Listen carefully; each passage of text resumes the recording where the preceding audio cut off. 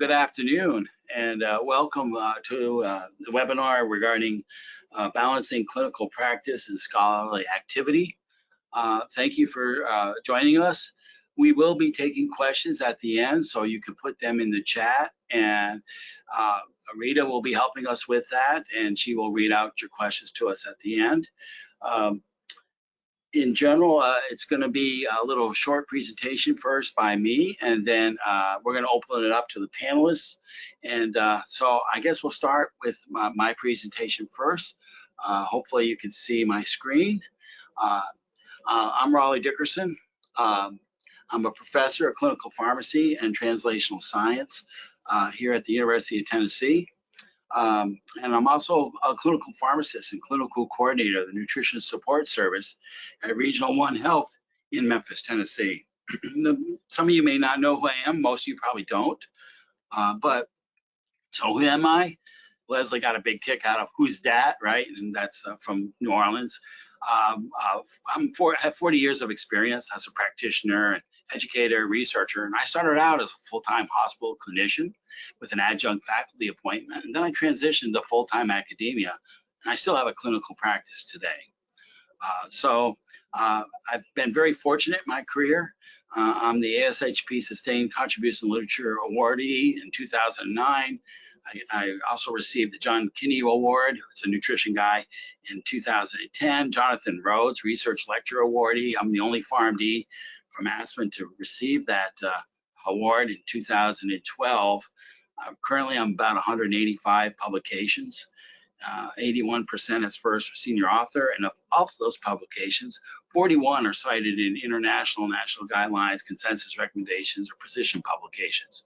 So you may think, oh, heck, how can I relate to this guy, right? He's one of those research honchos. Well, no, I don't consider myself a research honcho. And the reason is very few of those clinical studies were sponsored or funded. Very few of the clinical studies were randomized controlled trials. Some were, but very few. All were single center studies. Most of the studies were unfunded evaluations and modifications developed from observations in our clinical practice, retrospective chart reviews, before and after kinds of studies, case series, things of that nature. Many of the clinical studies were pharmacy resident projects. You notice I have those outlined in yellow. Maybe now you think I can relate to you. I've just been doing this a long time. We do not have a research team with research nurses, statisticians, safety officers, laboratory technicians, data collection personnel, and the list goes on. When I gave my Rhodes lecture, most of Rhodes lecturers have, oh, I want to thank all the people in my lab, and they put a slide up with 20 or 25 people. I'm not in that world. You know, it's me, a pharmacy resident, and a couple of faculty that I collaborate with, and a couple of physicians I collaborate with. That's it. So yes, I can relate to you. But the big thing is all these studies, they improve patient care, at least most of them did. And that's what we're really out to do, right? That's why we became pharmacists. We wanted to improve patient care. So the rest of this few slides come from my Rhodes lecture. And one of the questions I often get is, where do practice-based research ideas come from? They come from mostly observations in your clinical practice. You see a problem, you're not sure how to handle it, you read the literature, you look in the literature, you don't see a solution, so you try to figure it out yourself. And then you end up reporting it, right? And so maybe you've solved it, but you want to report it because others can then use it, not just your own hospital or your own institution. Lack of published data. In other words, you see that problem and you research it in the literature and there's nothing there. Well, now it's time to maybe do something about that and help your colleagues and your health professional colleagues to improve patient care. Knowledge of new literature. What do I mean by that? And like I said, in my Rhodes lecture, I gave examples of all these things, but we don't have time for that today. But knowledge of new literature means, okay, some paper came out and you decide you're going to implement that in your practice. But maybe it didn't work quite the way that you thought it would. Maybe you had to modify what they did because your population is a little different. That's reportable, and maybe it will help others.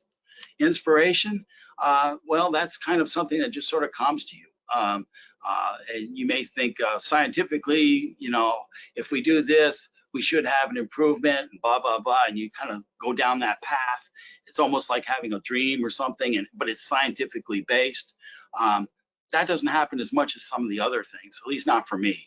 And then finally, an extension of a previous project. So you decide you're going to look at something, say for calcium, ionized calcium concentrations, for example, and how effective is the modified Arel equation? That's the albumin correction factor. How well does it work? And then that may lead to, well, it doesn't work under these circumstances, but it does under these. And then you think about, well, how do I treat this? And what's been published in the literature, and just one project after another, it just builds on each other. Lots of stuff from us is like that. So barriers to, is my slides advancing? Hopefully they are. No, Raleigh, they're not actually. We can't see them advancing.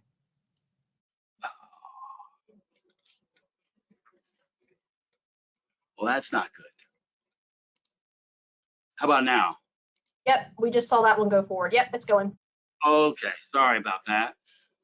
I'm not used to this GoToWebinar software, so it's a little different. So, so we talked about these 5 categories. So let's move on. Barriers to practice-based research. So what barriers? We're going to talk more about that as we pursue this seminar today. Lack of fellowship or research training is one thing I heard. Well, my fellowship was 1 year. It's not like today's fellowship, and it was really more of a PGY2 program. I spent about 8 months on in clinical service, had about 4 months of research. CRC, we were doing a study in the clinical research unit at our institution. I spent a couple months in the animal lab, but most of my fellowship was more like a PGY2. Inadequate facilities and equipment is another example. And so, some people will say, well, I can't measure these fancy things I want to measure. Well, you may not have to do that. A lot of what our studies is things that the hospital could do for us. Yeah, I'd love to do some of these fancies, and we were lucky enough that we could bring some serum samples and some urine samples to the college to do certain fancies that the hospital doesn't have. But at the same time, majority of our work comes just from what we have at our hospital. Insufficient patient population.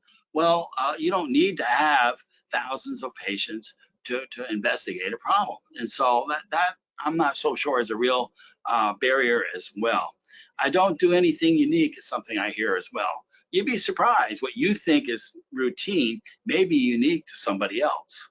And so when you search literature or you read about things, you may say, maybe what we're doing in this certain thing is unique. I'll give you an example. I mean, in the nutrition world, propofol is touted as a caloric source, which everyone knows. And so what do people do to avoid overfeeding? They reduce the rate of tube feedings. And then they say, well, propofol causes protein inadequacy. Well, wait a minute. Why don't we just use a high protein enteral formula and use protein boluses and give it at a lower rate? Pretty simple, right? We've been doing it for 20 years, but I've been seeing reports from all around the world saying, oh, propofol kills protein intake. Well, you got to be creative. So that was unique, which I thought was standard of clinical practice. It's not. You may have the same kind of scenarios at your place. No available mentors. Well, there's plenty of mentors. You just have to seek them out. If you go to any meeting, you're going to see people presenting the research, and you could go up to them and ask them about your protocol, and there's plenty of mentors around. You just have to be a little outgoing and introduce yourself. I'm not smart enough. Well, I don't believe at all. If you're smart enough to take care of critically ill patients, you're smart enough to do that. You're smart enough to do some clinical research. So this is what I think of those barriers. But this is a big one for everybody. Big one for me as well. Time. I hear that so much. I don't have time to do any of this. And so one of the things I've been saying for quite a few years now is If you wait until you have enough time to do research, you will never have enough time. And I want to emphasize that. I can easily fill my day with clinical service responsibilities, academia responsibilities, teaching and such, and I'll never have enough time to do research. You got to find a way, carve out, even if it's only a half hour or 20 minutes in your day, to carve out time. When I was a practitioner, I used to carry monitoring forms along with me, and in between monitoring patients, I'd be filling out stuff for a research study. You just have to make the time, and that's the key. Yeah, it has to be a priority. What about barriers to practice-based research? Fear is another one, but fear is really an acronym. It's an acronym for false expectations appear real. False expectations of the unknown or failure appear real. You got to overcome that and just think, okay, it's a little scary. It's a little out of my environment, but if every project worked, if every research project worked, we wouldn't need to do research, right? Some things just don't work, or they don't work as well as you'd like them to, and you may have to modify, but that's okay. Here's another fear I see, especially young people. Oh man, I'm going to get up at that podium and that guy's going to come to the microphone and he's going to embarrass me nationally. He's going to point out some fault in my study design, or maybe he doesn't like my hair color. Who knows what, right? So there's going to be people like that, and that's a real fear for a lot of people. My suggestion to you is okay, go low key. What I mean by go low key, why don't you present your paper as a poster? And so, posters are real low key.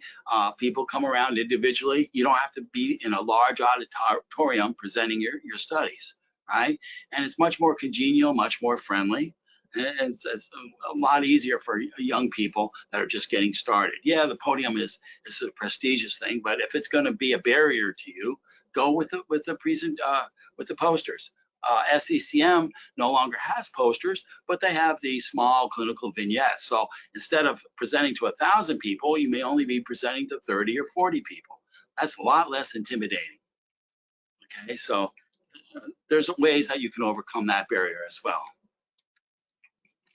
Of course, you're good at taking care of patients, so it's easy to stay in your comfort zone. You're good at teaching, you're good at taking care of patients, and oh, this research stuff, oh, I'm not quite sure about all this. It makes me a little uncomfortable, and that could be a potential barrier to some people, and it's just sort of getting out of your comfort zone, right?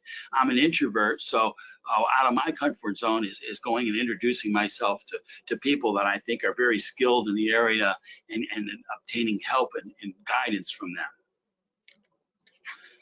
So you really need to replace your self-deprecating thoughts with positive ones. In other words, you're a good practitioner, right? You know that. You take good care of your patients, but you want to solve this problem, and you can do it. I'm willing to work hard. I'm willing to learn and be able to accomplish something that can help patients. I will seek help if I need to on how to best investigate this problem. The character on the left, only us baby boomers know from Saturday morning cartoons. That is Mighty Mouse, and that's his. And so when I think of doing these kinds of activities, I think of him. And Here I Come to Save the Day was kind of the song theme, his theme, right?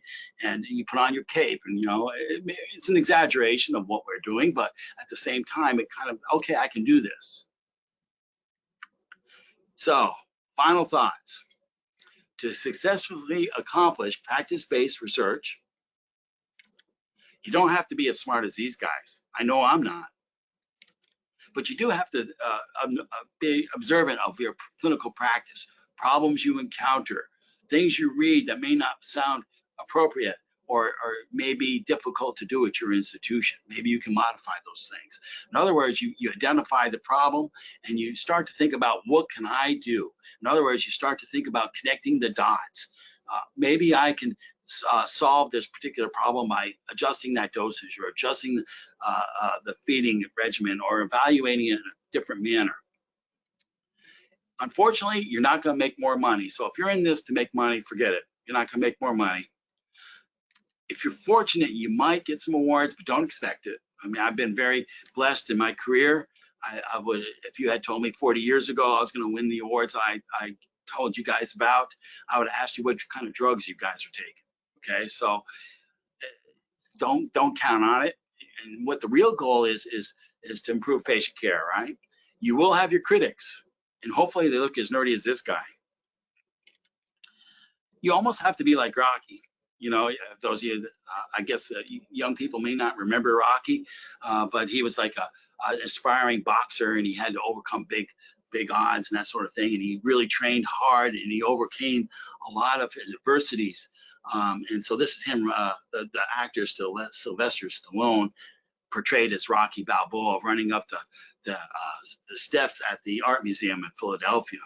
And there's going to be times where you're going to have to dig down deep. You know, it's like, if I have to collect another patient's data, I'm just going to puke, or I have to write another revision of this manuscript, and you're about ready to call it quits. That's when you have to dig down deep like Rocky and say, I can do this. And what motivates me to doing this is thinking of all the thousands or hundreds of thousands of patients that you can improve their care. You may think, oh, I can never do anything that significant. I told you, in my career, we do a lot of simple things. Yet 41 of our papers have been cited in guideline recommendations and consensus recommendations. Even the littlest projects can sometimes make a big difference. And I would give examples in my road lecture about that. So that's the bottom line. And ultimately, when someone comes up to you and says, hey, I read your paper, we've implemented that in our practice, and it seems to work pretty well for our patients, thank you very much, you're going to feel like having a party. You're going to feel like all that work was really worth it. Okay, and it's going to make you feel good about it, and you're going to want to do something else to improve patient care in the future.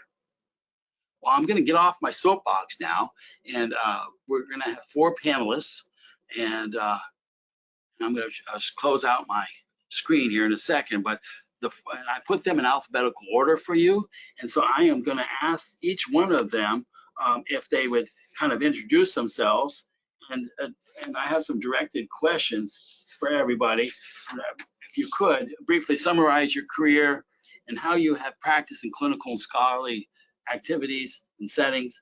What is your clinical expertise, and how has your expertise evolved over time, and what scholarly activities have you completed during your career? So let's talk about that, and we're going to first go with Scott, then Kyle, then Leslie, and then Ashley, since that is the alphabetical order by last name. So Scott, I'm going to turn it over to you first. Thanks, Raleigh. So welcome, everybody. I'll try and make sure, Raleigh, correct me if I missed one of the things you wanted us to, mention during an introduction. So I'll give just a brief introduction to me. So I've got a little over 20 years, getting on close to 25 years of clinical practice experience, but I went into academia and have been in academia for the last 18 years. My area of specialty in practice is critical care, so that's where I trained. And that's where I currently still practice. But I've had a mix of practice experiences throughout my academic career, from internal medicine to critical care to a brief stint in pharmacogenomics. And as an academician, and one of my desires, even as a clinician before entering academia, my desire was to always have research as part of my effort in my clinical practice. And so I've taken various steps to try and accomplish research and so forth, and I'm by no means a well-accomplished scholar, but I try and involve students in my research and give them that experience, and honestly, they help produce a lot of the scholarly things that I've done in my academic career. So that's me in a brief nutshell. I don't know if there's anything else you want me to tell the audience, Raleigh. I think that's pretty good. Okay, so next we have, I think it's, let me get my list out. It's Kyle, you're next. Thanks, Raleigh. Can you guys hear me? Perfect. So a little bit about me. So I'm actually probably one of the more junior members on the panelists here. I graduated pharmacy school in 2016, completed a PGY1, PGY2 after that in critical care in Jacksonville, Florida. Then I went on to practice as a critical care specialist in South Florida at Memorial West. And that's kind of where my research passion kind of kicked off. In the first couple of years, I was just trying to acclimated to the clinical practice, but soon after I kind of found myself into the research program, and I had a couple ideas, asked a few important questions, I guess, and boom, I was able to be selected as the research coordinator for the program.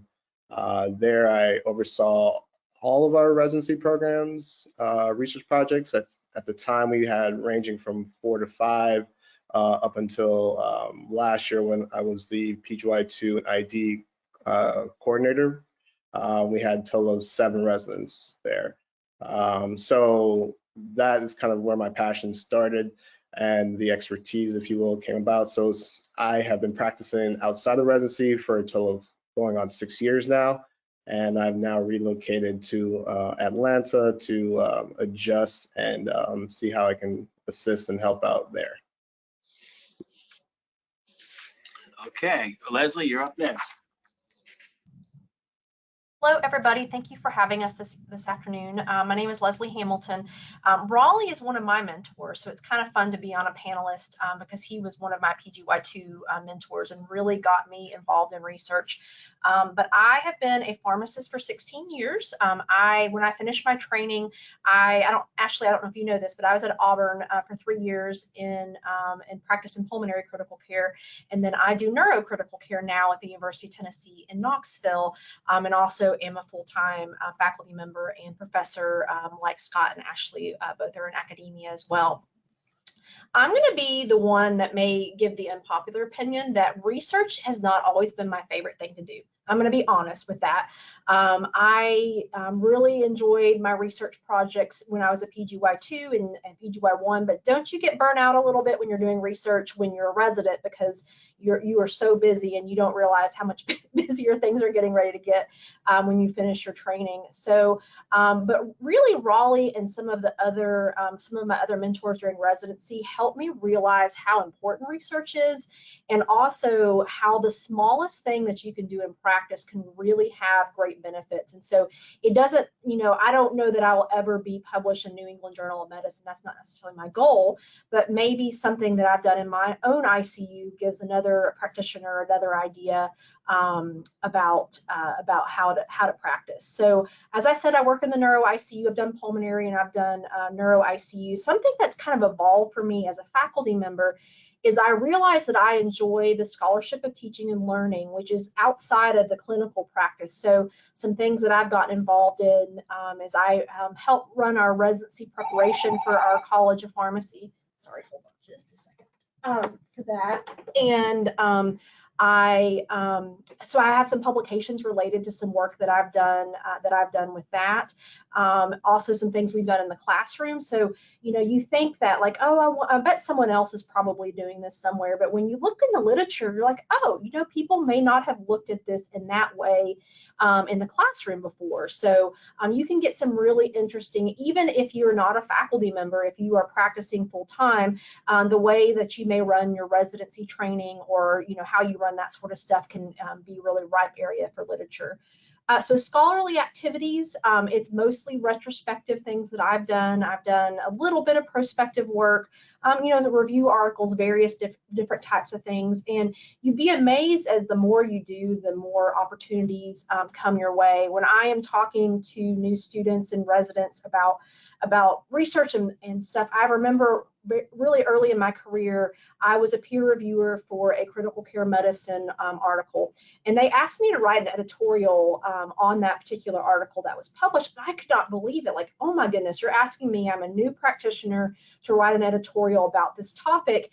And then that's a really cool publication as a junior faculty member or junior pharmacist. So don't forget to get back to your profession by being a peer reviewer as well. But also that, at least for me, has also had some more of the rewards in terms of other publication opportunities. So anyway, I'll turn it over to Ashley now.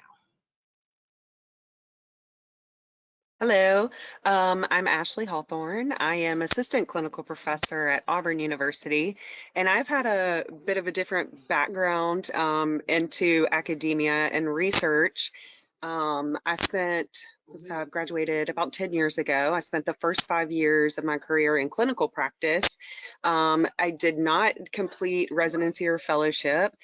and was kind of lucky enough to land myself in a role where I could get a lot of critical care experience, and then was able to sit for the boards after I had met that specified criteria. I did actually practice in a hospital that was, had physicians who were involved in research. It was a community hospital, so there were some physicians who were involved with research, and I actually worked on my first research project there.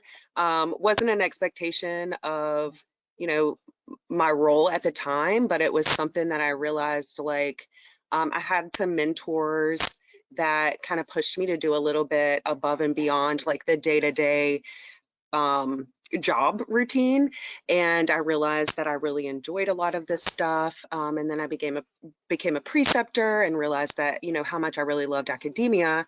So about 5 years ago now, I actually transitioned into academia. I was at a private pharmacy school where the teaching load is a bit different, so much more in the classroom role, and still had some clinical practice as well.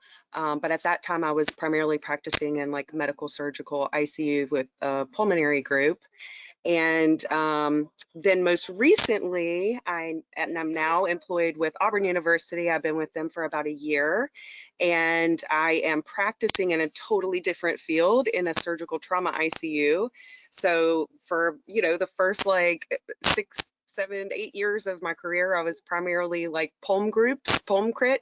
And so this has been a brand new experience for me. But with that, I'm now at an academic institution, and there are so many opportunities for research that it's really helped me kind of get my footing and like learn a lot of new tricks for like incorporating our residents and our students and really kind of maximizing our productivity with that. So I'm really excited to talk about that a little bit and yeah, answer any questions anyone has. Thanks, Ashley. Before we start going through, we have a list of questions for the audience, or for the panelists, for the audience to hear. I just wanted to mention one other thing that most people don't realize, at least in my career this has happened, in that as you do research, it improves my clinical practice. You may think, what? How's that happen? The physicians I work with and collaborate with, they start to recognize that my level of knowledge and expertise goes beyond just the routine things that we may do on a daily basis. And then I really understand the literature and what new things need to be developed. And that has resulted in an improvement in my clinical practice, in that they allow me more autonomy to do things that may not have been done without that clinical research. So you almost gain more trust because of your knowledge of that area. And so that's something most people don't realize, and that I think that's really enhanced my clinical practice by doing research as well. So we have some questions, and hopefully some of you can answer, panelists can answer this. And the questions I have, we'll start with, have you secured any intra or extramural funding to support your clinical and scholarly activities? I guess we can start with Scott first and then Leslie on that. So thanks, Raleigh. I have secured some funding, although I've never secured NIH funding, or even though I've tried, I've submitted one NIH grant.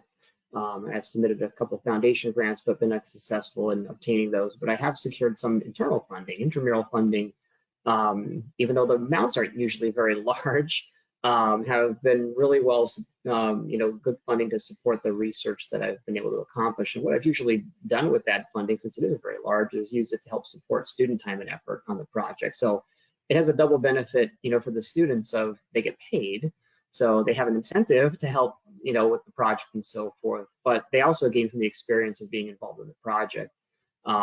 So that's, and then I've usually also had a little bit of money left over from the few extra or intramural funds that I've secured to travel to a meeting to present the research, as Raleigh mentioned earlier, to do it as either a poster generally, a little bit of at least, get your information out there as a poster at first, as opposed to try and get a podium or something out of it.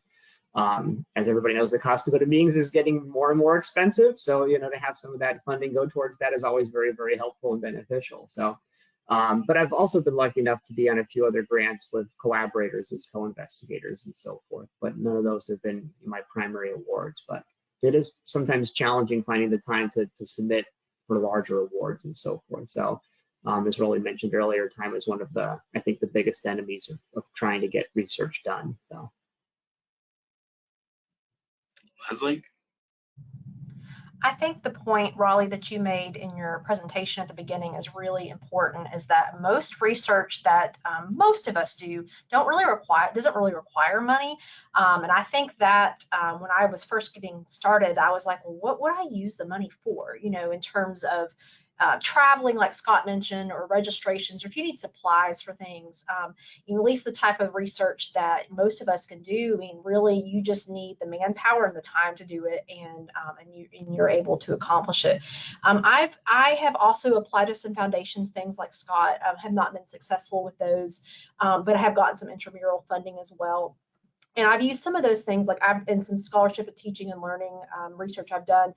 I used it, like, got gift cards in terms of rewarding, or having that as a kind of carrot for people to fill out survey research and do those sorts of things. For student time, we've used some money before when we were looking at cystic fibrosis patients and concentrations of different antibiotics, different reagents, and shipping and storage of those sorts of samples and stuff. So I've used it for those sorts of things. But don't be deterred if you are not getting a big grant. I mean, it's fantastic to get NIH funding or NSF funding or AACP funding that they may offer, or SCCM has some funding that you can get too. But you can still do research at your center without it. Anyone else have any comments about that? I had some funding, but again, it was a long time ago. Most of the stuff I do is unfunded research, right? And the things that have been cited in, like I say, in guidelines and stuff, most of that stuff is unfunded. But that doesn't mean it's not important. There's depending on what you want to do, there are some grant opportunities for young investigators and young faculty.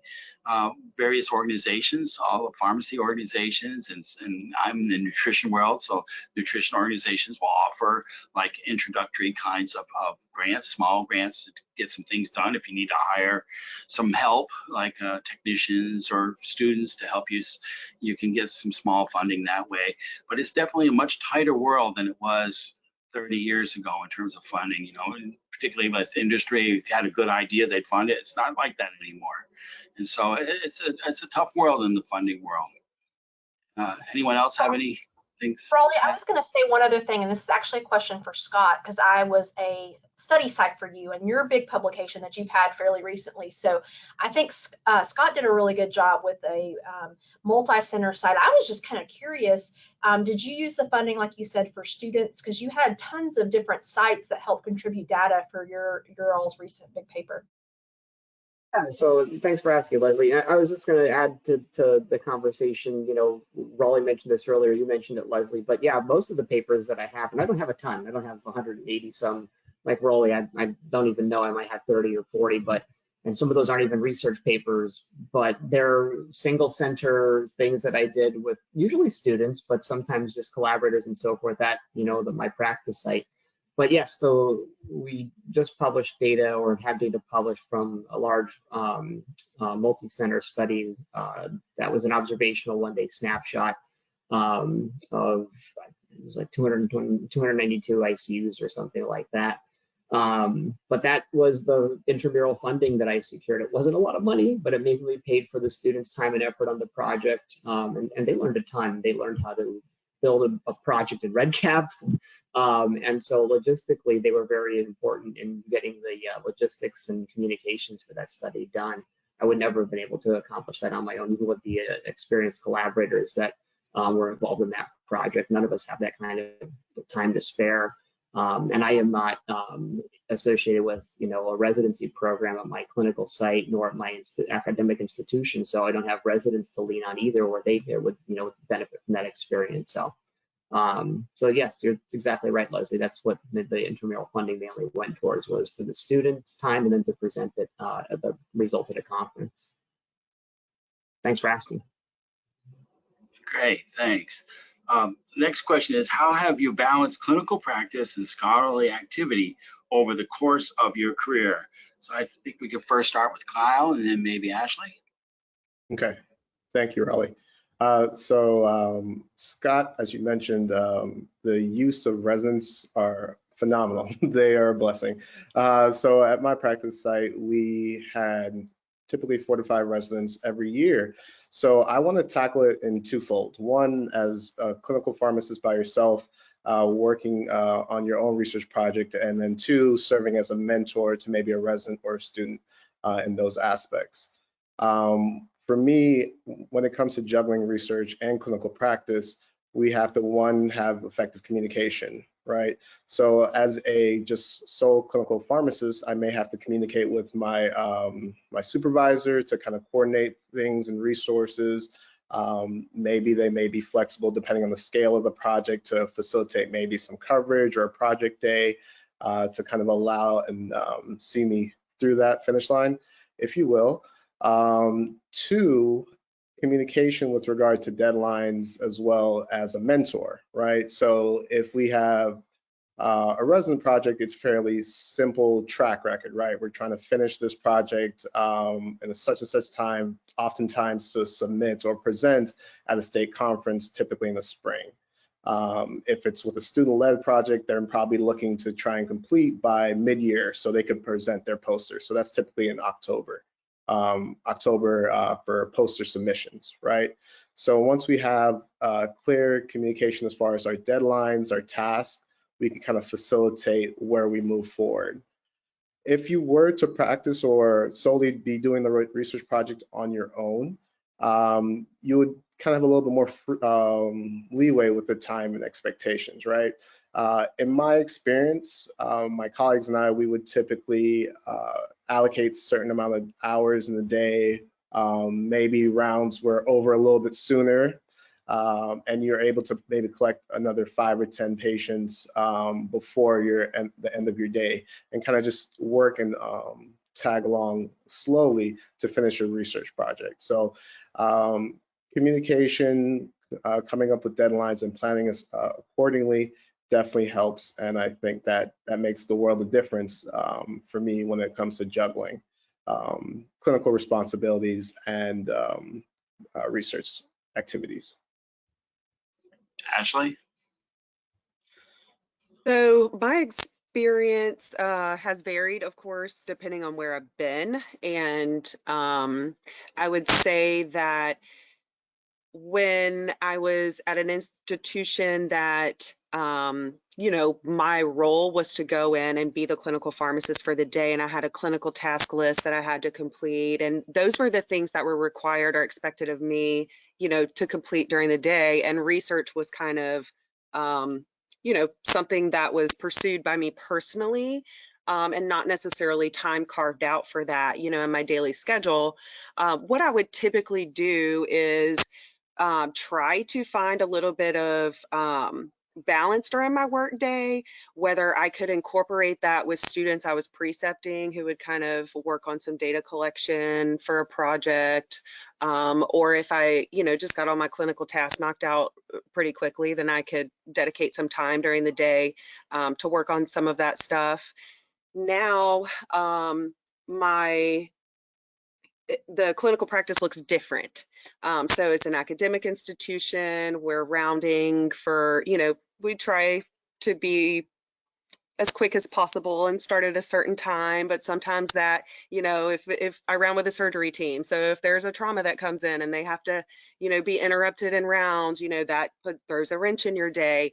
So what I have really tried to do now is to shift and kind of have the mindset of, well, first, 20% of my allocation is supposed to be scholarly. So I try to carve out 20% of my week to dedicate to that. And I really have to set a time and schedule a meeting with myself or with whoever's working with me.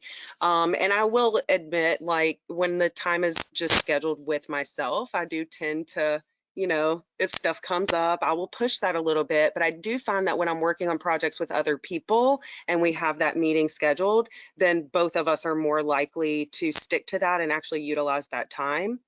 And then the other thing that I do is I have learned this trick recently where I'm trying to kind of like double and triple dip on some things. Like, you know, students have a certain number of assignments and our residents have to do certain assignments and presentations over the course of their rotation.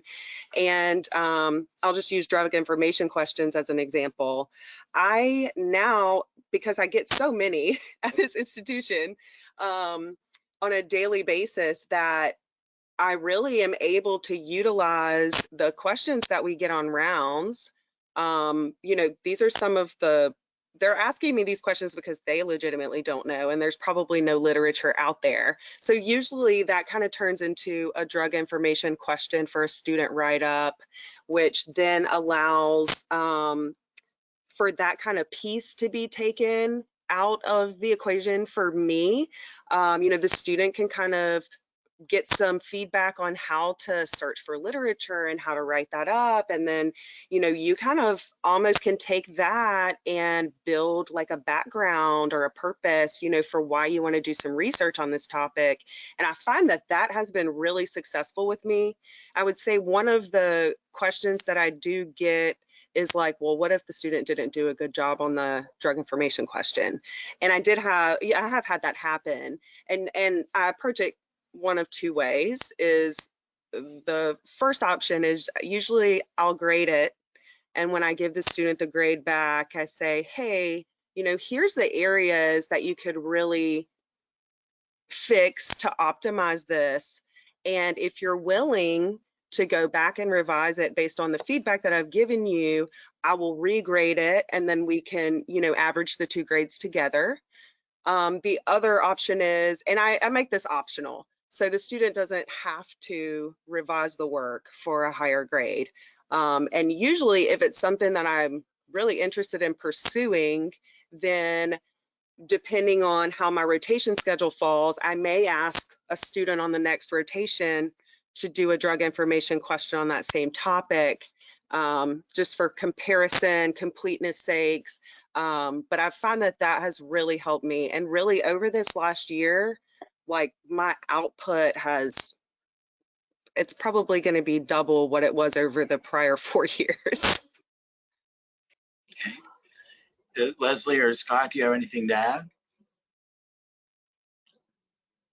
I think residents are pivotal. I mean, I've had them my entire life.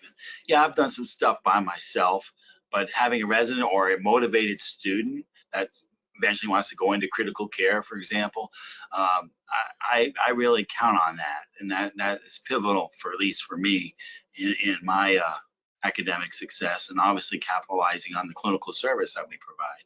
We're very fortunate at our place in that we are a consult and managed service, so we write the orders.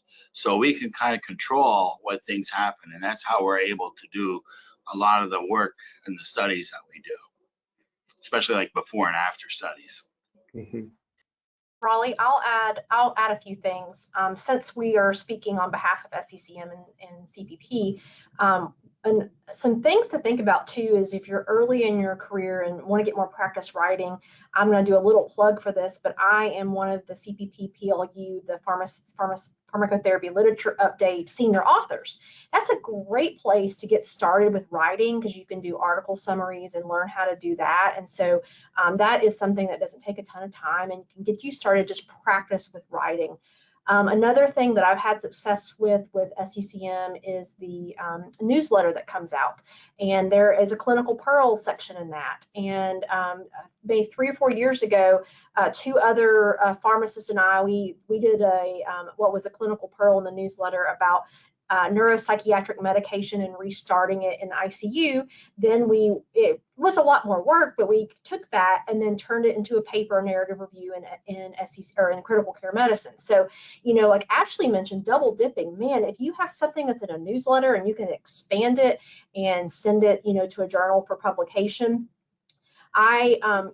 utilizing your students if you have learners with you and your residents. Something that I learned from Raleigh and several of my mentors is to have multiple projects in various different stages. So you always have something that you can kind of go to. So maybe you are in the idea generation phase on one project, but like you are in the data analysis on another.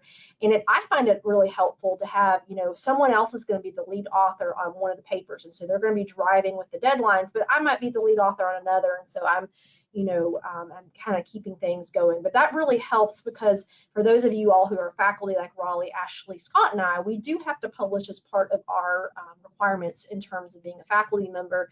So that has helped me be successful in making sure I'm meeting my output that I'm supposed to, because we can't control how long it takes a journal to publish something. If you get accepted, it might take a year or 2 years for it to actually come out. And so that way you have a lot of other irons in the fire.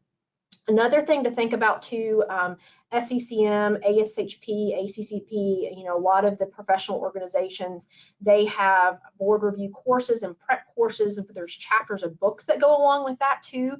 And so maybe it's not a research article, maybe it's a book in the prep course that can also be another way that you can publish and stuff, which is also, it's a lot of work, but it's a great review for you as you're kind of pulling things in. And as Ashley and Raleigh mentioned, pull your students in, pull your residents in as much as you can, because I've had a handful of exceptional students that really were almost at the level of a resident or an early faculty member who were really engaged and able to pull literature for you and start getting a background section written and a little bit of a discussion section written. Or if you get asked to be maybe a guest author for some invited review or something for a paper, pull a student in there, because not only does that help you with it, but man, it helps them, because when they're applying for residency or fellowship, they're like, actually, I have a publication or two under my belt in critical care or whatever the topic is. And so really utilizing everybody that you can. If you're, one thing that Raleigh and I are fortunate about is our university, since we practice within the same university, we have a research elective that students can take and can get academic credit. So whether you are a full-time faculty member or an affiliate faculty member with a college of pharmacy, maybe you could ask the experiential officer, the office, like, hey, do you have any students that need research hours and are interested in critical care or whatever? Maybe that can help get you help for your projects.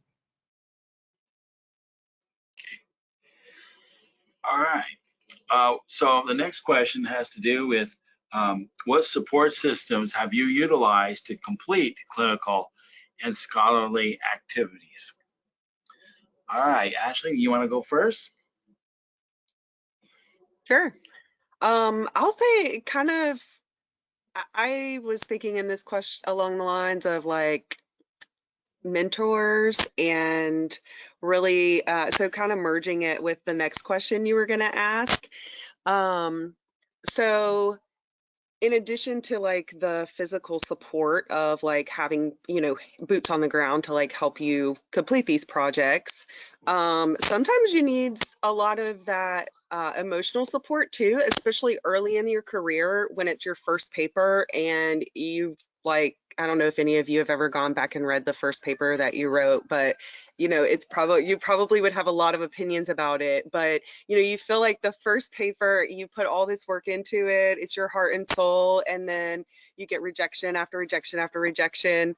And sometimes you just need that person who has been there to say, it's okay. I literally had a paper rejected like 12 times and it finally got published. Like sometimes you need someone to just kind of bring you back to center and help, help you to continue to pursue that project, and someone who kind of believes in you.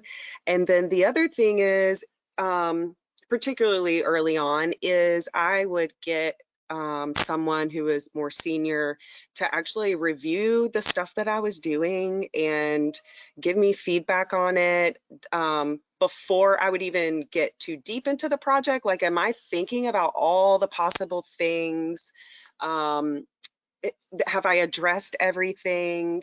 And then getting some guidance also through the actual submission process. You know, I remember early on having a paper where I kept getting feedback and I felt like I needed to actually make all those changes. And so I found myself uh, like going through and like, oh my gosh, all these comments, this is like, my paper's going to be totally different at the end.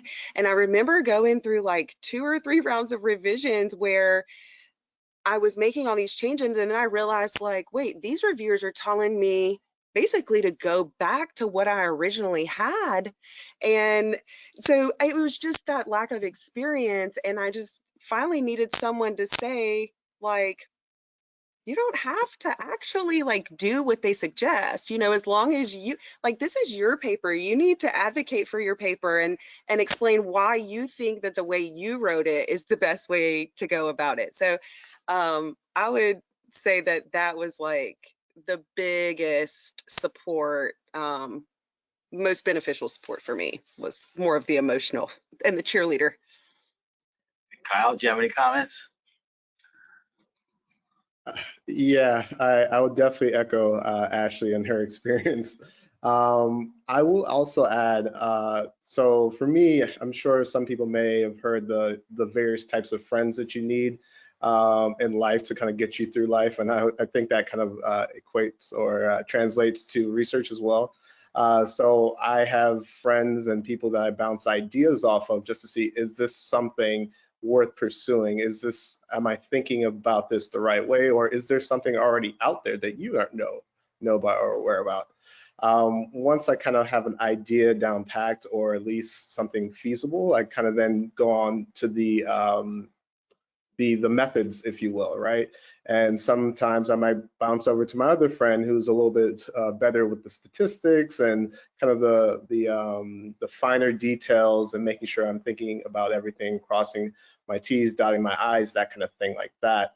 And then I do have a friend or person and a group of people at my old institution in our research council that I would just vent to if things aren't looking the way they are, or maybe if I'm working with a learner and things aren't as smooth as I would hope for, and we have to go back to drawing board, start up, you know, those kinds of things. I have those friends as well. So I mean, research it's a marathon, and at different times you have your highs, things are moving well, data looks good, you submit, and then you hit your low. Maybe you should go back and think about this. This actually doesn't fit our paper or a journal, those kinds of things. And you just have to kind of move forward along the way.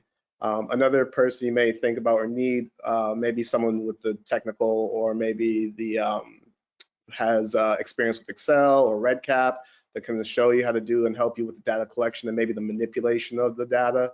And maybe Epic as well. You may not need to do such deep chart reviews when you could just pull some things from the electronic record if you needed to. So I definitely encourage you guys to seek out help whenever you can. Leslie, So that Scott? actually, oh, sorry. You want to say something, Raleigh or Scott? I was going to ask Leslie or Scott if they had any comments. Okay, I thought about something when Kyle was talking about kind of, you know, the software stuff. Your institutions or your universities may actually have resources to help with a lot of that stuff. I know when I came here to Auburn, and after being at a smaller private institution, coming here and having access to all of these resources, like there's literally people in the library that I can Zoom with, and they will teach me how to do things in SPSS or R or whatever software you have. So you may have resources available at your fingertips to help you. You know, you may not need like a full statistician, and you know, there may be other options that you can kind of pursue there. Leslie or Scott? Yeah, just a couple things. So Ashley, at your last point there, I think that's excellent advice. You know, whilst we don't have those kind of resources where I'm at my academic institution, I've collaborated with individuals who have access to those resources. So, and oftentimes, sometimes they'll do it for you. They may require some payment, you know, for their time and effort. So that's something you can put, you know, if you're looking to, you know, try and fund your project, that's where some of the money could go. But Kyle mentioned it too, in terms of how long research takes. And I'll give an analogy really quick. When I was about to become a homeowner, my wife and I, one of my nursing friends who my clinical practice at the time said, "Oh, you're about to own a home. Well, everything is going to take 3 times as long to do. It's going to take 3 times the cost, and it's going to be 3 times the headache." And I've kind of found research to be very similar to that. You know, it takes longer than you think it's going to take to complete a project from beginning to end. Usually, if you're looking to try and fund it or need funding somehow, probably more funding is what you should ask for in the beginning than what you think you'll need. And again, you're going to run into roadblocks and headaches along the way. So again, they're just, you know, barriers and things you have to, you know, be prepared for and, you know, be ready to overcome them. And also, I like Ash. I have to go back and read my first paper. That's an interesting thought. Leslie? Raleigh, one other thing I wanted to add, and I asked them to put it in the chat, and you all have had such excellent ideas. There's also, it started in academic pharmacy, but it can work for any type of pharmacy. They have twice yearly writing challenges, and it's a 2-week writing challenge. I participate every year, even if I don't get to do it every day. They have such motivating, they have webinars, they have inspirational emails that get sent out every day, and it really gets me focusing for those 2 weeks. Usually it's like the end of March, beginning of April, and in the fall sometime, and really gets me thinking, even if I am, you know, editing a paper, that's still writing, it's still working on your research, and even if you're doing in the editing process. So if you're interested, sign up in the challenge. They'll send you emails when it gets a little closer, but I have found that to be really helpful and keeping me motivated from people outside of my own institution, and also to kind of keep me focused, you know, especially in those two-week periods during the year. Oh, great. Okay, so I'm going to move us on to the next question then. And how have you utilized mentors or mentorship programs to guide your professional development? And that would be, we'll start again with Kyle this time, then Ashley, and then the other 2.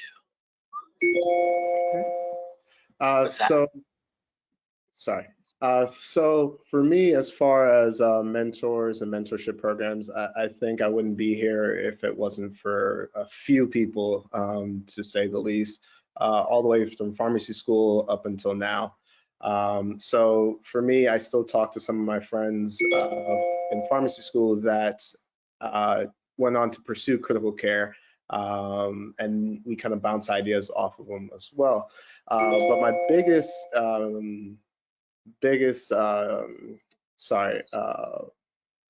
my biggest resource, I will say, is going to be my residency mentors. So to this day, I still talk to them, very close with them. I was the first resident, PGY2 in critical care, so I kind of got my opportunity to shape my experience. And I had a mentor, Brian Allen, love that guy to death. He was just a wizard, and he knew everything to me at that time. He knew everything. And he was also our research coordinator. So I stuck to him like glue my second year, and I just tried to pick his brain. And we actually created a research experience for me. And that was kind of the foundation, if you will. To this day, he's my stats guy. If I call him and say, hey, I'm thinking about this, how does this work? What can you tell me? I also have another mentor. He kind of walks me through everything and kind of pushes my butt, if you will, to say in PG terms. And you know, you need that too as well. But mentors mean a lot. They definitely help me through my process and my journey. As far as mentorship programs, I've had the opportunity to kind of serve as mentors to other pharmacy students along their journey, and that, you know, is the fuel for my fire. You know, I have to make sure I'm bringing someone along with me. And then finally, SCCM has been a great resource for me as far as trying to connect people. I remember my first conference, 2017, presenting my PGY1 project and just trying to connect with as many people as possible. To this day, I still reach out and see their work, or just whenever they go to other meetings. So makes it all the worthwhile, if you will. Ashley? So just to add to kind of what I mentioned earlier about like my personal mentors, some of the other things that I've pursued have been like peer review coaching, because I feel like if you know what they're looking for in the end product, then that helps you, create your paper to be able to submit. So early on, one of my assigned mentors actually recommended, completing a peer review course and trying to peer review for some journals to get that experience, because ultimately that's just going to help you hone your writing skills. And then other forms of mentorship programs I would say are, of course, getting involved in any organization. I got involved early in SCCM, ACCP critical care groups, trying to connect with a lot of other critical care people. And then utilizing some of those outlets to meet people and see what everyone else is doing, and so every organization that you're involved in has some sort of mentorship program or a lean-in circle, or something that you can be involved in. And usually those are strategically set up to where it's later career and early career, so that you can really maximize your benefit from a lot of those programs. Leslie or Scott, do you have anything else to add? No? Okay, well, I'll add something in terms of when I gave my Rose lecture again, I talked about that, but I remember I said I didn't have a lot of patients or people to share in my slide, all the people that were working in my lab, but I did have a laundry list of names of people I learned from in my career. And it wasn't just all pharmacists. There was physicians, there was nurses, dietitians, all of other people. I learned from a lot of people, a couple nutritional scientists. And so, I had a lot of unofficial mentors in addition to official mentors throughout my entire career. And it's not just, and even today, I still sometimes will pass on information to people and bounce ideas off them and that sort of thing. And so, and they're not all older than me either. Some are much younger. So it's okay. I think mentorship can be drawn from in your entire career and from all age groups and various professions. Raleigh, one other thing, I'm sorry, Kyle, I didn't mean to speak over you. No, go for it. One other thing I was going to add, if we have pharmacists on the call, actually, I imagine a lot of you are pharmacists, and you may have heard of the merit or the FIT programs with ACCP that gives you mentored research and focused investigator research, and has money associated and training associated with it. So there are neurocritical care societies, since I do neurocritical care, they have some similar types of research focused type things. And so SCCM also has, various different opportunities. So, look in the organizations, maybe even your state organizations may have something that you can be involved in and get mentorship. And maybe you want mentorship in clinical practice too, and you can ask, whether it's research or clinical practice. But I think the ACCP programs are excellent. I was just going to add that you never know where you're going to find your mentor, so just keep that in mind. You may be fortunate, he may be working or they may be working in your institution, or you meet them at a conference, but it could be just a random social media post saying, hey, I loved your paper, how about this? And you never know the connections you can make through there. And I would just add, like, as you get along in your career at various stages, take the opportunity to mentor other individuals. So you might start out mentoring students and residents and then expand to junior practitioners or faculty. But, being the mentor helps you become mentored better and seek the mentorship relationships that will help your own scholarly productivity and career as well. Great. Okay, so next question is, What is your greatest clinical or scholarly accomplishment? Okay, so Leslie, I'll start with you first. Well, I guess I'll say this is a scholarly accomplishment. I mean, this actually just happened a few months ago, so it's pretty fresh. There was a paper that I worked on and got an intramural grant, 5, 6, 7 years ago, and it was about student preferences in online learning and kind of how students learn best. And when we finished all the data collection and when it came out right before COVID, so it actually was very timely because everyone was moving to online learning at that point. And I think the timeliness really helped with this, but it is my most cited paper that I have done. And we had a University of Tennessee had our Teaching and Learning Center had a research award, and I won the inaugural research award this year. And for me, it was especially cool because I was going up against physicians and other dentists and nurses and other people in my university. But when I asked one of our library assistants to help look at Mendeley and all the different, looking at the different impacts that it had, I was like, oh my gosh, when you realize that, man, this has been cited a lot and people have used what I've done, and it was a homegrown project that, I did at my university, and then I ended up getting an award for it this fall. So for me, that's my most recent, probably favorite research accomplishment. Scott, you want to share something? So, I mean, Leslie mentioned earlier, the project we finally had published with its first paper, the Alert ICU study, is the biggest project I've had the opportunity to lead. So for me personally, it was a great accomplishment, but it taught me a lot of things that, I would probably have done or should have done maybe earlier in my career. Again, being my interest in going into academia was to do more research, look for collaborators. They could be mentors. They could be individuals a number of people on the panel have mentioned this already, that you encounter at conferences and meetings, and look for individuals, to collaborate with who are outside of your profession, nurses, physicians, dietitians, etc., because they will help boost your research if you share a common interest. So, and don't be afraid, to approach somebody who's more senior. That's one of the first things I learned with that project was, reaching out to someone who was well more published than me in the area of the project.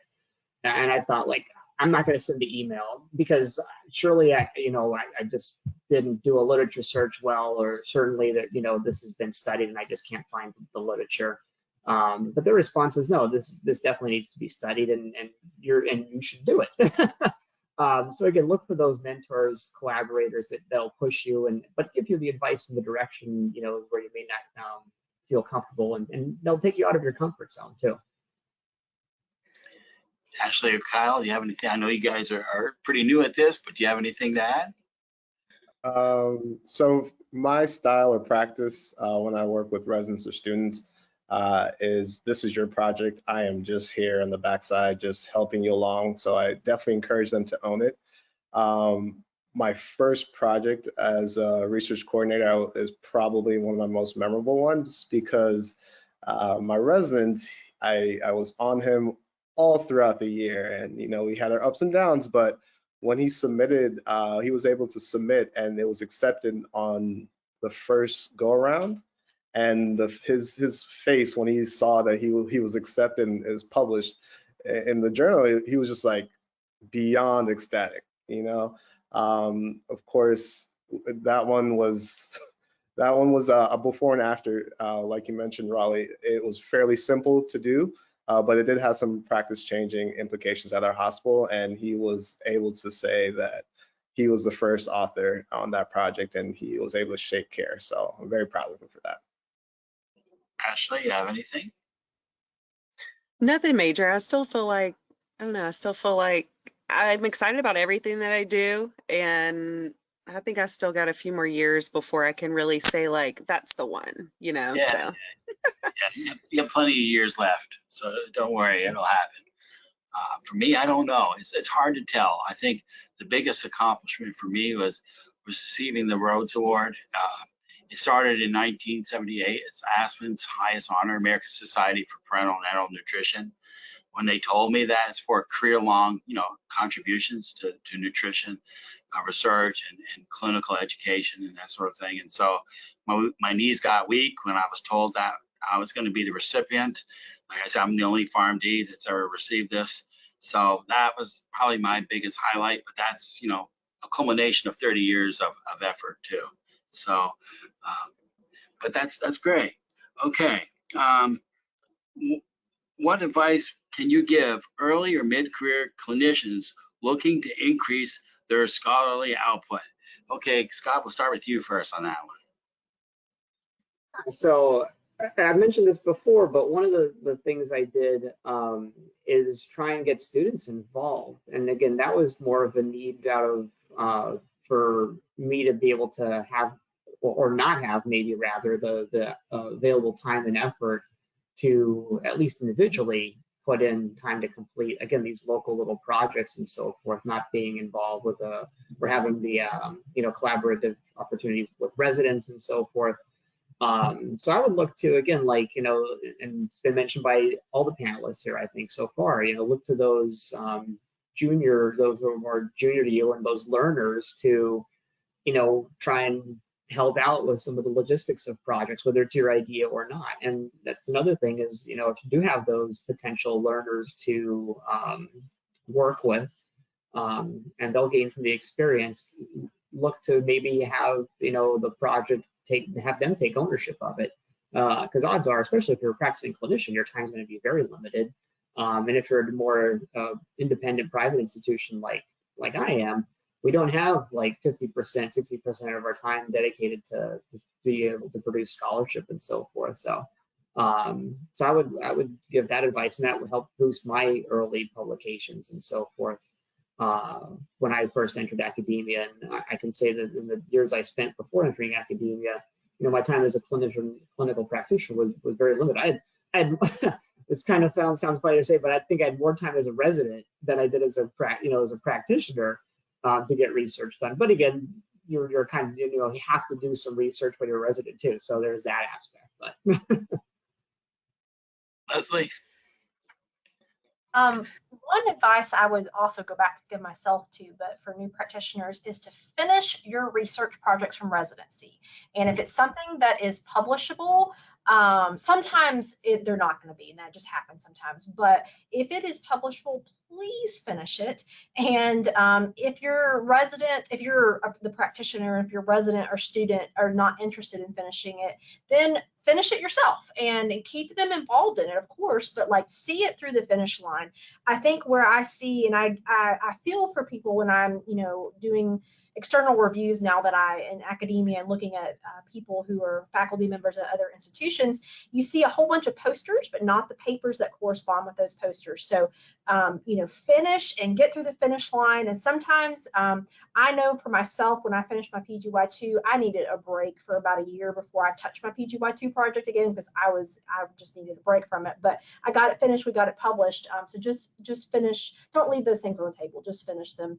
Another thing that I have kind of learned early on is case reports can be really nice, easy things to start with, especially if you have a student or a resident who's like, hey, I'm interested in residency as a student, and you have an interesting patient case, and they can take it to ASHP mid-year or take it to SCCM Congress, whatever. And that's sometimes a jumping board. Not all journals take case reports, but if it's unique enough and has a unique piece to it, it can be helpful. But really try not to leave your research on the table. Luckily with REDCap and those sorts of systems now, it's not like the resident's going to take the data and it's gone and you don't have access to it, but make sure that just you get things finished, because I think you know, a lot of good research gets finished and then left and no one ever finishes it up. Yeah, I kind of agree with you on that. That's a real problem. I think some individuals don't really prioritize it. They think that, well, okay, I did the project and maybe it'll help the hospital. Okay, I'm done. And don't look in the broader picture. I also agree with Scott, and I've told you this, Leslie, and you agree with me as well. I always tell the residents, you are not busy yet. You think you are, but you're not.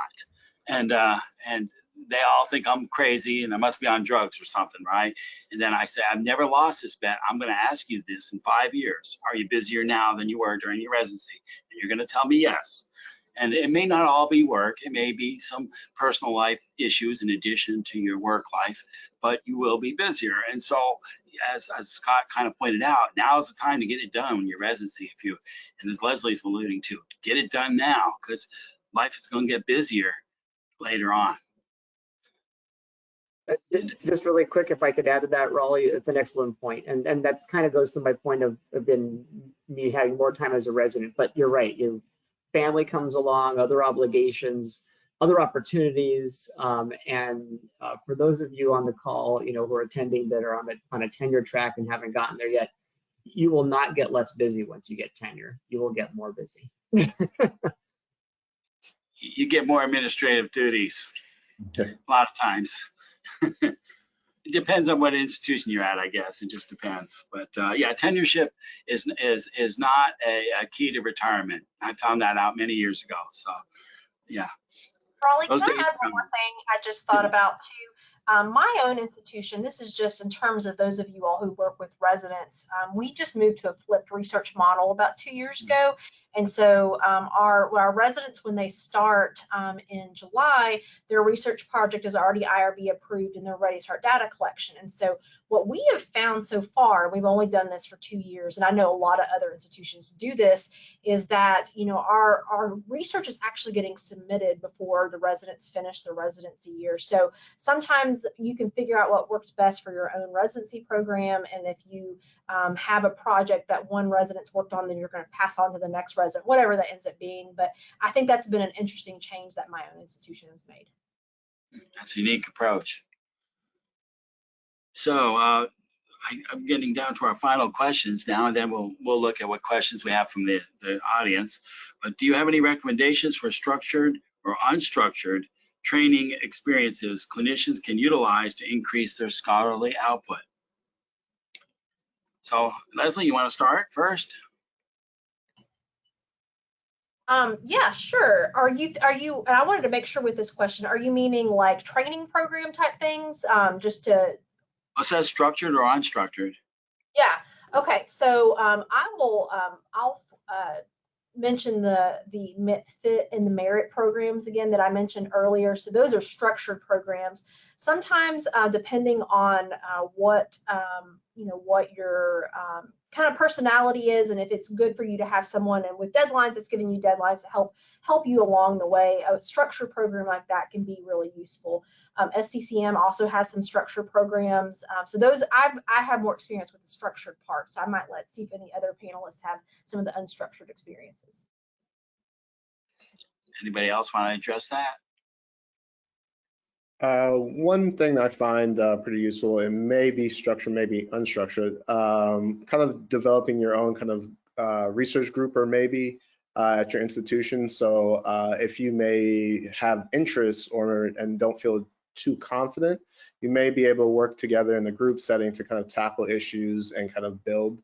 And you may see, maybe let's say put together programming to go over statistics as far as statistical designs, and then maybe say, okay, at the end of the year, we're going to talk about things that we're seeing uptakes in antibiotic uses or something like that, or maybe just someone's using a new drug in a new way, kind of thing like that. And then once you guys are feeling comfortable, you may then look to implement a project at the back end.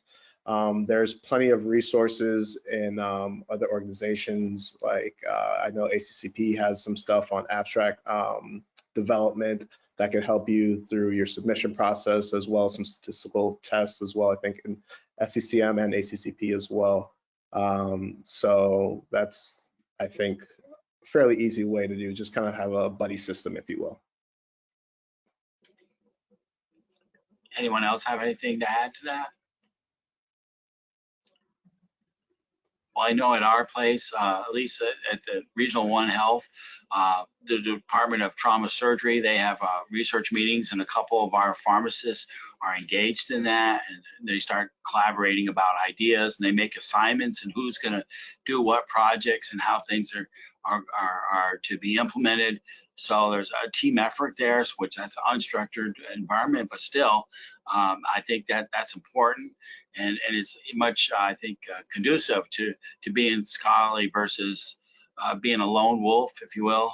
So I think that's helpful for a lot of people. And maybe other places will have something similar to that.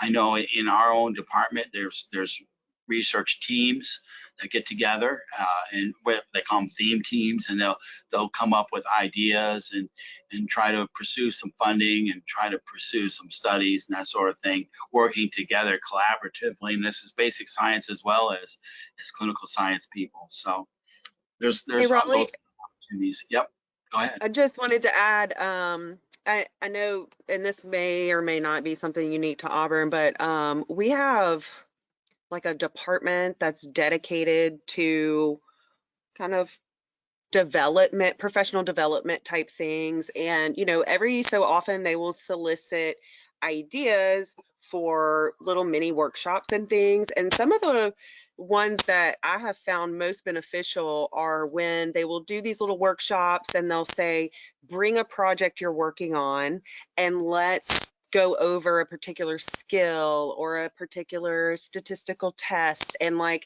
it's something that you can actually do. You're learning something, but you're also learning it in the context of like while you're working on a project that you're actively working on.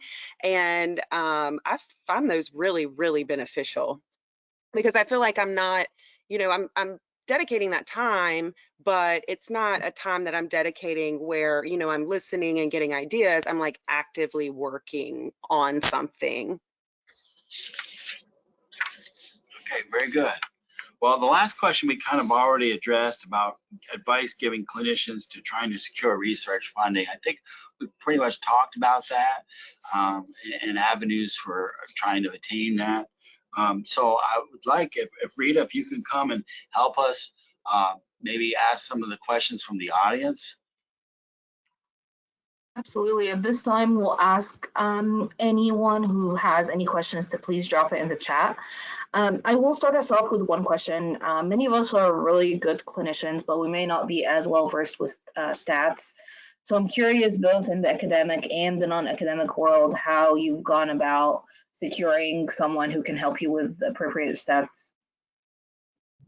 Make friends with people who like stats, is what I say. And so some people, stats not my forte, but I have a few colleagues, depending if it's qualitative or quantitative research that I'm doing, who have that expertise. And so getting them on your paper, so that's a great, like a carrot for them, like, oh, okay, I'm going to be a part of the paper, especially if it's a clinician at baseline, then they know the topic you're talking about.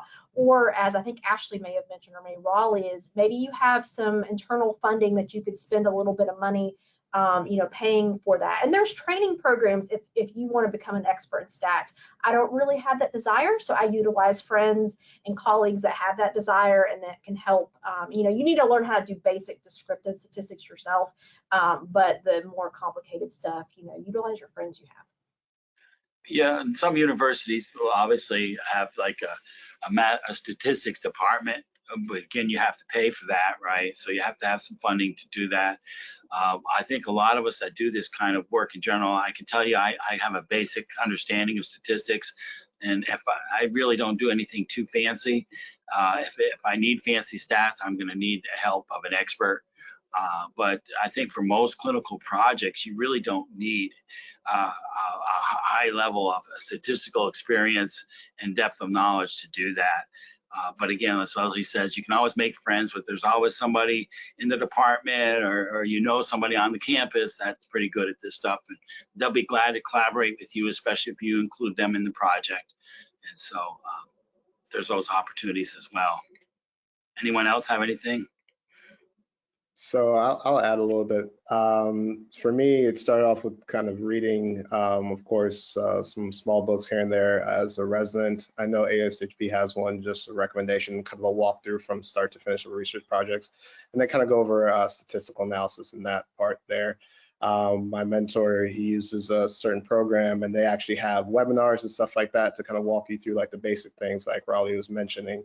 And then there's shameless plug to Google to kind of walking you through some of the more interesting statistical, not over the edge per se, but some basic things that you can run yourself and kind of get your feet wet with statistics. So Yeah, there's several websites where I've gone to as well to learn how to do certain things, where there are actual statisticians that'll explain how to do things in SPSS and things like that as well. So you can always go that route as well. Teach yourself through listening to their webinars.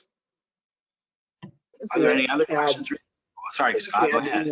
In addition to what everybody else already said, I mentioned collaborators, like those who are more senior to you or even more junior, but and Kyle mentioned this earlier, look for those who have expertise in other areas. So again, if one of your collaborators has access to, a statistical department or statisticians, great. They may have an interest in your project and the purpose of it to begin with. And if they have access to those kind of resources and you don't, all the better. But I do think, the other thing I would add, and I think Kyle, you're making this point, I think is, as you said, you read some books and so forth. I think you have to understand, the basics of statistics to be able to communicate with a statistician or somebody who is an expert in that area. You don't have to be the expert, but just like, you have to know a little bit about what your physician providers do and your nurse providers do to be able to integrate with the team well. You have to be able to integrate with your research, experts, well, and understand a little bit about the language they're going to be using, the numbers they're going to be throwing at you, the tests and so forth. And they may need, if they're purely a statistician trained and don't know your clinical area, they may need you to explain some things to them. So it's a give and take. So, but it's always fun. It's always fun, having that, discussion, those conversations, because you can see your project coming to fruition. Rita, are there any other questions that we need to address? We have a couple more, and again, we continue to take them in the chat. So our next question is asking, what is your process in which you develop your research question or project? good question. I guess I can take that one. So I had mentioned earlier that most of my questions come about like real time. So usually it's a legitimate question that we get on rounds that there's not a lot of evidence out there that they really kind of want our opinion on. So those opportunities have worked out really well in terms of formulate. I mean, it's a real question.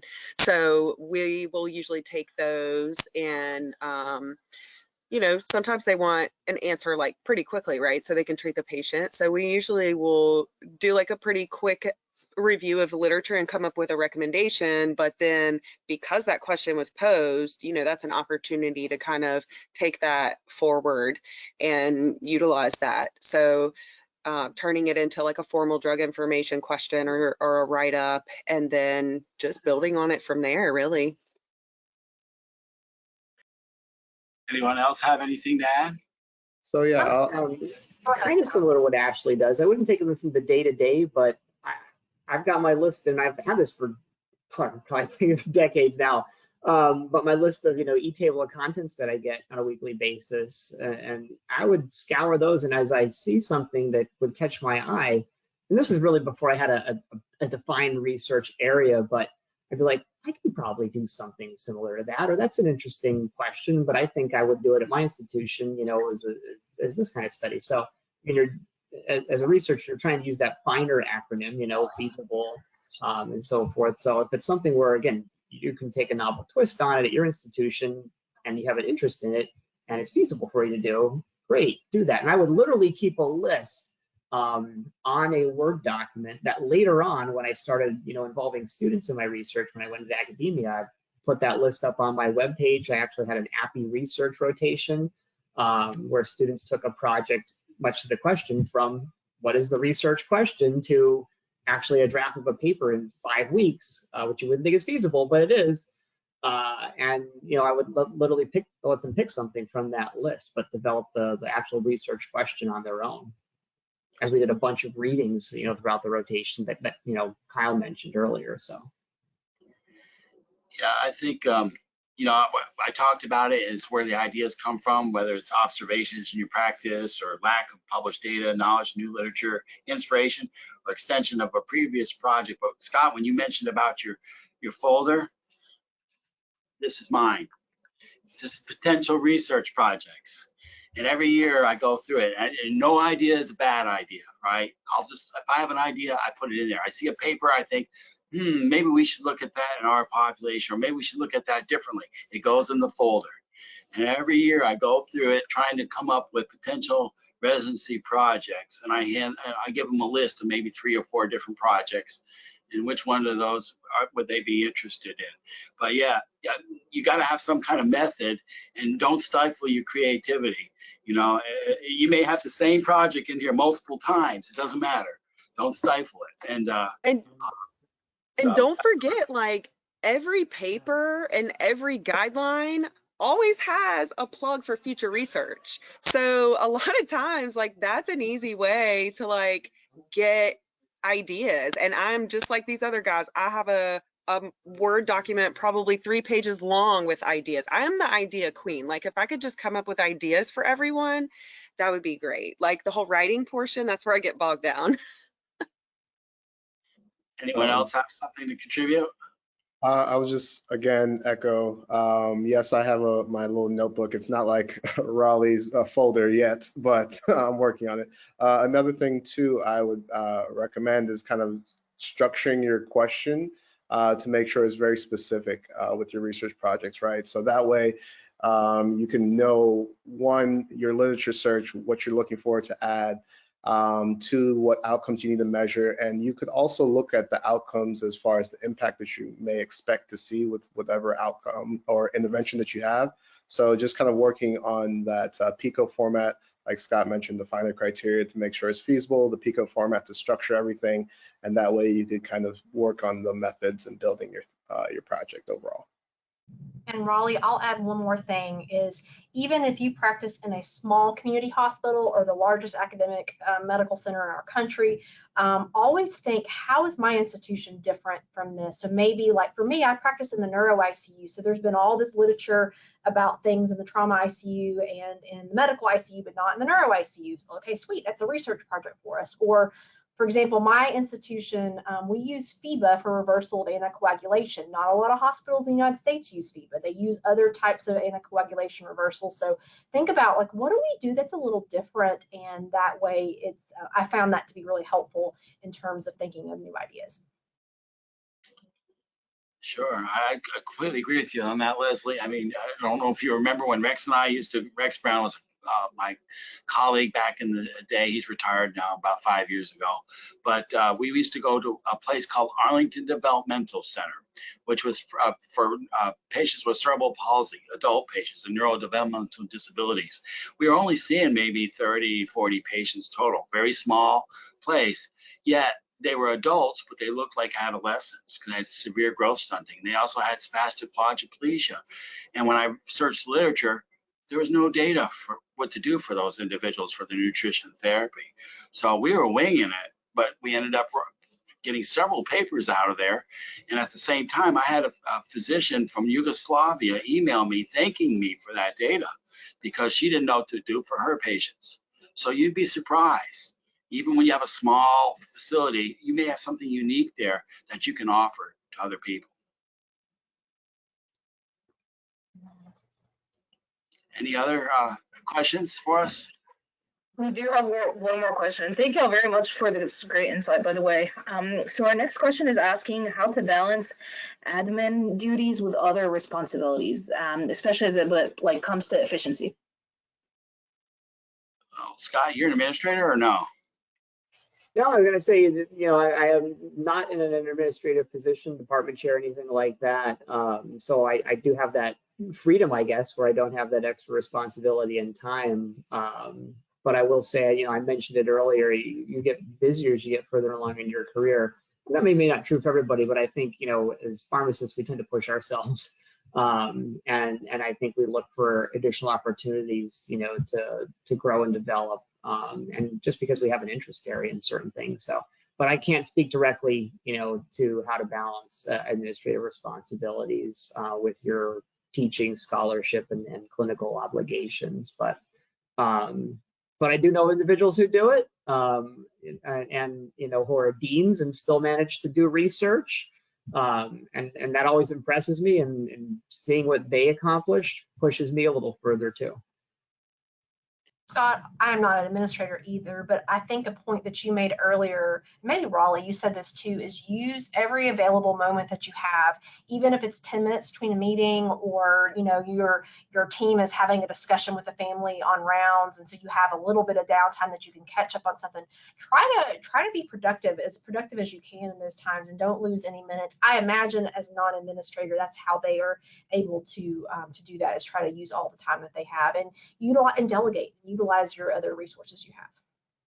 Yeah, I tend to think administrators too, because their day is consumed with a lot of those kinds of duties. They really have to rely upon collaboration. I mean, they can lead a project, but they're not going to be able to, like us, we can't go and collect all the data for all the projects. We can't do every aspect of it, at least not efficiently. And I'm sure that's kind of what they do, is they set up a team of collaborators and make assignments and who's going to do what. That would be my guess, but I'm not an administrator either. Leslie and I are full professors, but we're not administrators. Are there any other questions? I don't see any more in the chat. Okay. Well, I thank you all for coming today, and I thank the participants for giving time for this topic, and hopefully it will be helpful for the membership and for pharmacists in general. I wish everybody the best in your pursuit of scholarship, integrating it with your clinical service. It's been a wonderful ride for me. I hope it will be the same for you, and we'll see you later. Thank you all very much again on behalf of both the Southeast and the Florida chapter in the CPP section. Thank you all. No problem.